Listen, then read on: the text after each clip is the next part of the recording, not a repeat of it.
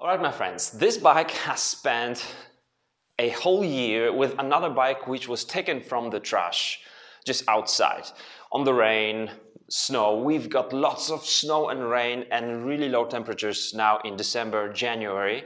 So I was just really curious how this will work after all that, not abuse, it was just laying down somewhere in the bushes on my backyard. So the question is, how will this affect the bearings of the wheels, the hubs, and of the drivetrain? First off, why do I treat this bike like that? Well, this is one of really few failures I made buying a used bike. I haven't noticed this.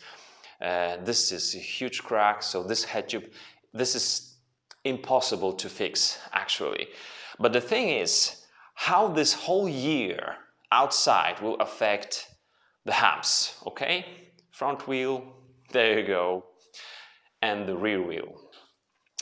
And these are some really low-level components. They are branded by Felt.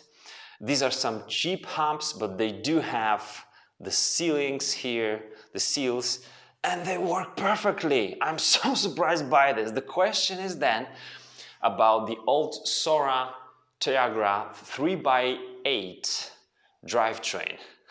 Let me show you how it works. Super rusty chain, the whole year outside, and here's how the shifting works. This works beautifully. It really does. Guys, I am so surprised.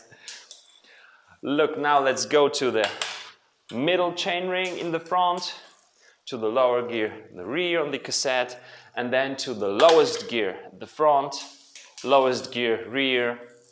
This thing rocks. And even if when it was new, it was already some really mid or actually lower level components. We've got old Tiagra here, old Sora, and these all types of shifters. So we've got one lever here, the other is right there, so we are upshifting, downshifting like this, and this works perfectly. And why am I doing this? I just want to tell you guys, this was an interesting project. I was thinking, how will the winter especially affect the bike, which you can see, almost no effect. But also, you don't really need high components. You don't need to spend a lot of money for the bike, because this bike, even when it was new, wasn't really expensive. It was quite a cheap bike. No carbon fork, just aluminum fork, aluminum simple frame, simple drivetrain. Very good stuff. You don't need to spend a lot of money for the bike, because this bike has survived the winter and it will still serve us in the at least servicing tutorials. Okay? Follow my page and thanks for watching. See ya!